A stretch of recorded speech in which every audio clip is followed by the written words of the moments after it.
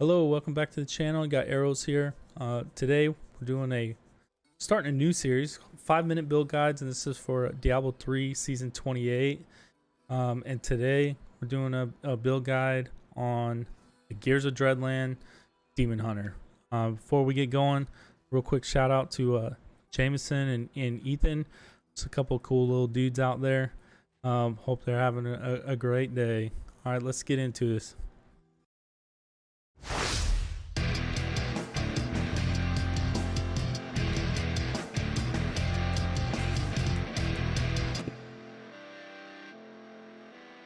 All right, so we're just gonna dive right in. This is your Gears of Dreadland Demon Hunter. Why would you play Gears of Dreadland? Well, the versatility. It's fast. You can farm Paragon with Greater Rifts. You can farm Nephilim Rifts for Greater Rift keys. You can farm bounties.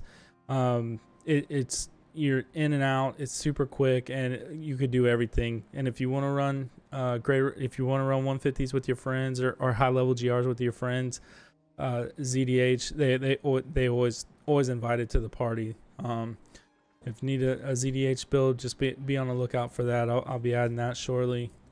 So without further ado, number one, you need Dawn. You can equip it. You can put it in your cube. You need Dawn.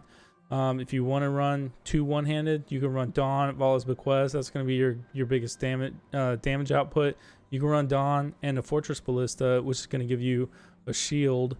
So it's going to be a nice bit of damage mitigation. It's going to help keep your squirts up. With either of those configurations, you're either going to equip the 9th series satchel or you're going to put the 9th series satchel in your cube. Now, the damage range for your legendary affix on this goes from 400, I think, well, maybe 450% to 600, so it's huge. But you want to be as close to 600% as you can. And look for crit hit chance and hungering arrow damage on that offhand on your quiver. The weapon I'm running is Yang's. I run it for the resource cost reduction. I'm always going to have discipline, so I'm always going to have smoke screen up. I like it. Plus the passive for archery, you get 8% increased damage across the board. That's why I like Yang's, but you don't have to. This isn't the max damage build for Gears of Dreadland, but I like that. Gotta have depth diggers.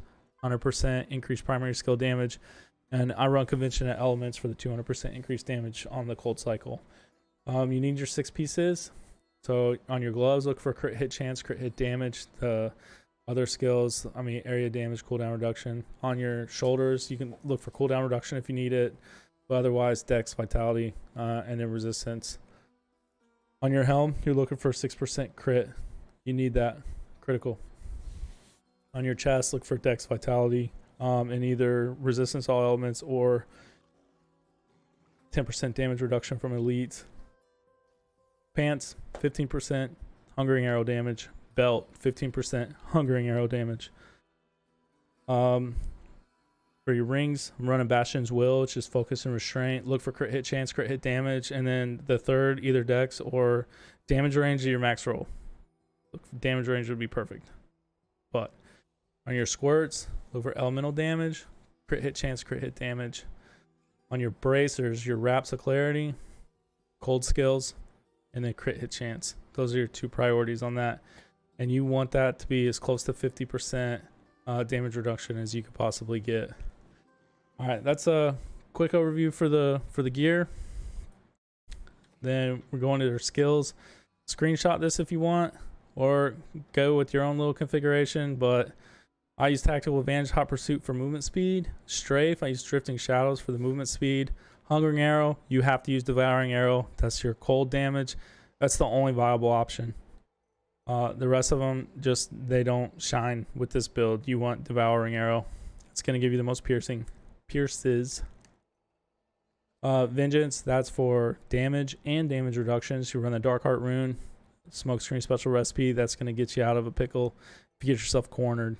Companion, Wolf Companion for damage, preparation, focus my, increase my discipline, or refills it rather. There's your base damage bonus. Call of the week, you're going to run that with your Bane of the Trapped. And I'm running Taguk for damage and damage reduction, and Simplicity Strength. You have to have it. Simplicity strength is, you have to have it for this build. All right. Once you get into the rift, you're going to start casting Hungering Arrow till you get your stacks up of momentum up to 20%. That's where you're getting your max damage bonus from the 6-piece set of the Gears of Dreadland set. So you need that. Get these guys burnt down. And then for the most part, what I'm doing is just flying through the rift, and I'm looking for elites. Once I get an elite pack, I get right up in the mix of them, right up inside them, right up underneath them, and get my momentum stacks back up to 20, burn them down, grab the orbs, and keep going. And that's how you're gonna get really good output for Paragon farming.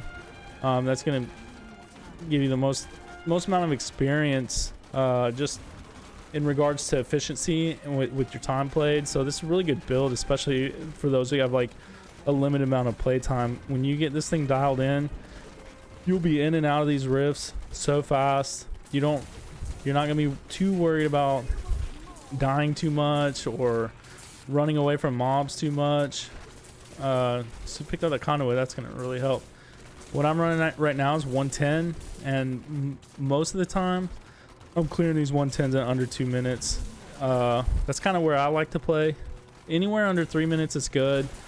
4 to 5 minutes, okay, but at that point, you're really hurting yourself in regards to efficiently farming experience, because that quest turn in that you get once you pop out of a greater rift, that's a very large amount of the overall experience that you get from doing a greater rift. So the more rifts that you can get in and out and get the rift closure quest turn in, the more experience you're going to earn overall. So sometimes having to crank down the difficulty a couple of levels so you can increase the amount of turn-ins that you're doing, it's going to pay off better. It's going to pay off more in the long run. So if you made it this far, thanks for sticking around. If you like the content, consider subscribing, give me a like, and let me know what other sort of 5-minute build guides that you want to see in the future. And thanks for hanging out.